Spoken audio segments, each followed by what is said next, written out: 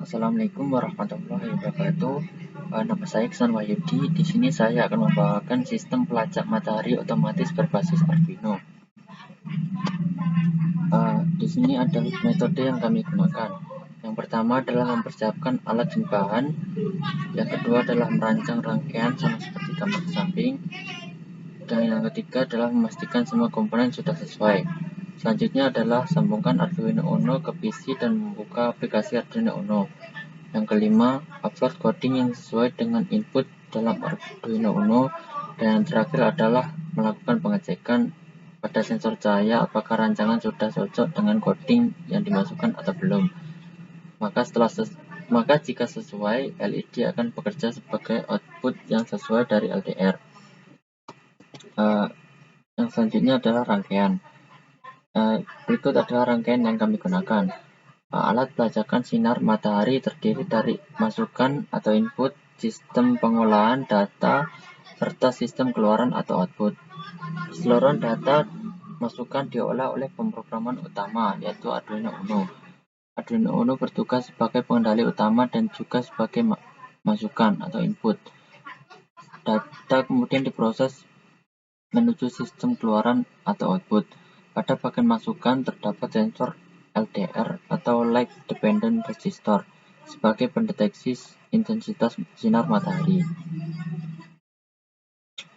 Yang pertama, dari rancangan di atas dapat dilakukan skema perancangan. Perancangan sistem pelacakan sinar matahari terdiri dari dua bagian, yaitu perancangan hardware dan perancangan software. Untuk perancangan alat dimulai dari pembuatan alat, kemudian penjelasan tentang blok diagram, dilanjutkan penjelasan perancangan hardware dan perancangan software. Perancangan hardware. Perancangan hardware terdiri dari bagian input dan output. Rangkaian input dan output terhubung pada Arduino Uno sebagai pengendali semua sistem yang diberi tegangan supply. Pada rangkaian input terdapat beberapa sensor. Sensor ini terhubung pada pin ADC, yang pada rangkaian ini digunakanlah pin A0 sampai A3. ADC digunakan untuk mengubah masukan analog menjadi masukan digital. Arduino Uno mempunyai resolusi data 10 bit sehingga dapat digunakan untuk mengonversi data analog menjadi keadaan 10 pangkat atau 10 atau 1024 keadaan.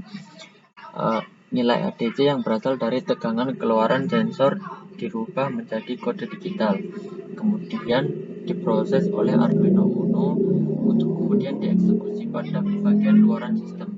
Tegangan ADC atau speed berupa tegangan antara 0 VDC sampai 5 VDC.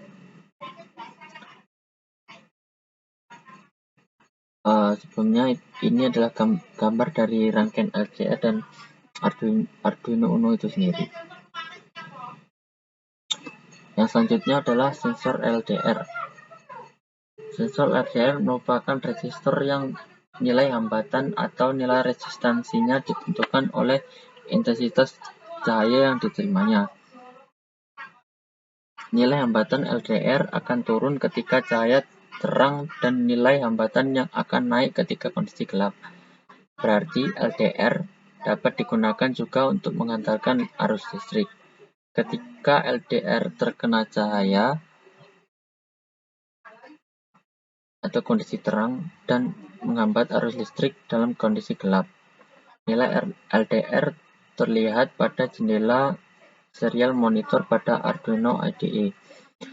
Sedangkan yang terakhir untuk outputnya sendiri, kita menggunakan LED yang dihubungkan dengan Arduino pada 4, 5, 6, dan 7.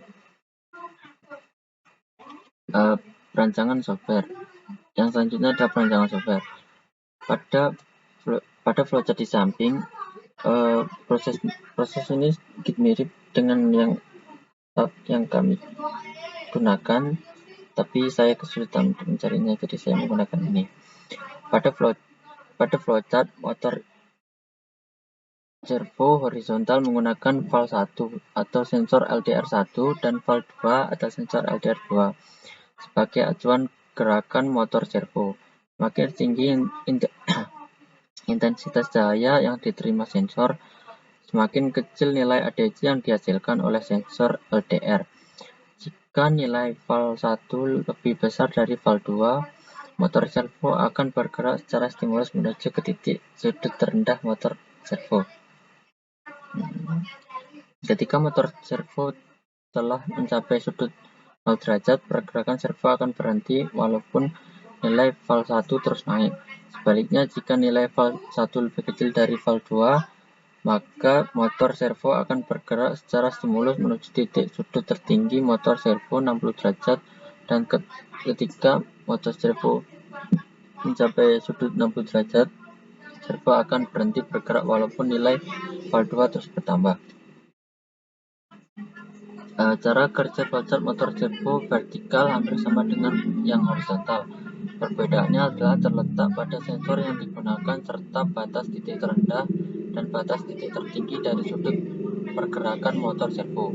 Motor servo vertikal menggunakan valve 3 atau sensor LDR3 dan valve 4 atau sensor LDR4 sebagai acuan pergerakannya. Sementara batas titik terendah dari motor servo vertikal adalah 45 derajat dan batas tertingginya adalah 135 derajat.